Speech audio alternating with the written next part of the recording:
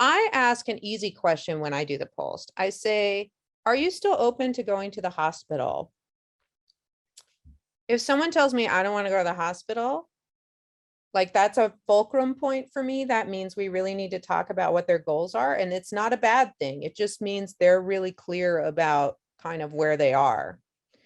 But a lot of patients will be like kind of relieved, like, yes, I still want to go to the hospital. Then I would say something like, if you were very sick and your body was shutting down and your heart and lungs stop working, would you like to have CPR? And if they get a heartbeat, go to the ICU? Or at that point, would you like to go naturally? So I'm really asking them if they want to have CPR and intubation. And then I would ask them the third question I have here. If you were no longer able to eat by mouth, would you be open to a feeding tube through your nose or directly into your stomach? If yes, do you want it for a short term to get better or for the long term?